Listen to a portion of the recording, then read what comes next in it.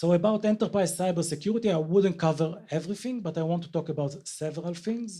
First, the current threats in focus. And when I'm saying in focus, it is like recent 2 years. So the first one is the concept of general versus targeted. Most of the attacks that are happening in the world are general purpose. And general purpose means that I'm writing a virus and I want it to hit as many people as possible, because that's my business model. Let's say I'm doing ransomware, I want it to hit as many people so I can get a lot of money. And this is a problem, but it's not a serious problem for the enterprise itself, because the general defenses can protect against that. And it's very easy actually to spot this kind of attack because it's becoming widespread very fast. The more complicated one are the targeted ones.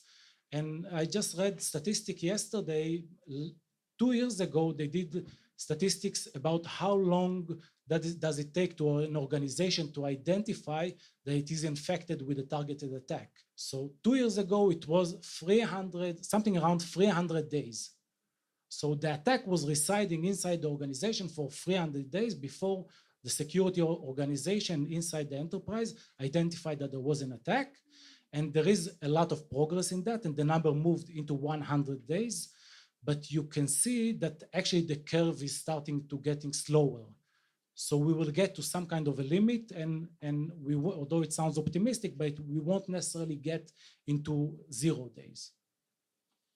The next challenge, I think big challenge for enterprises, which is part of the corporate transformation, is all the topic of software as a service and shadow IT. Shadow IT is all the IT technologies that the organization is using, but it is out of its control. So for example, if an organization is using Salesforce, then basically Salesforce is located inside Salesforce facilities.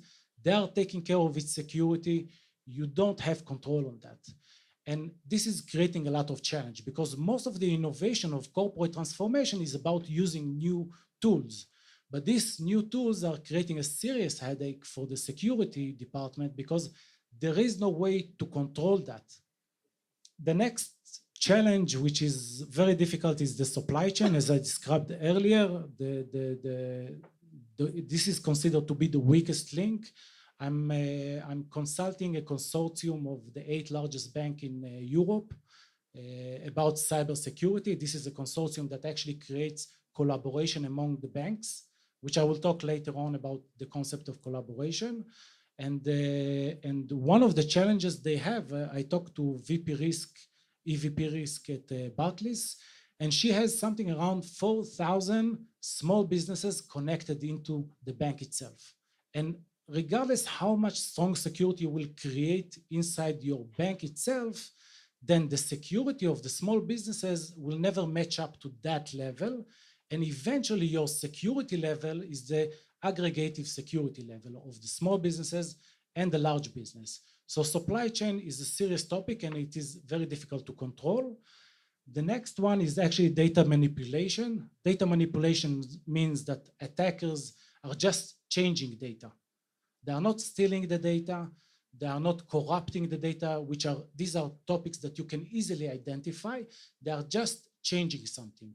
And it has a serious impact in many industries, but the most critical part about that is that it is very difficult to detect, that there are changes in the data. Social engineering means that I'm manipulating people in order to get into the organization. And this is something that has always been and still continues to be a very easy way to attack organizations. The next one, when you think about the state of security in enterprises, then basically you have many sensors that are located inside the computers across the enterprises. And then you have one security department that is accessing all these logs and all this data in order to find attacks. And one of the tricks that attackers are doing is that they are manipulating the logs themselves. So for example, a sophisticated attacker can go into the organization and create its attack, but it will also attack the information system that the security department is relying on.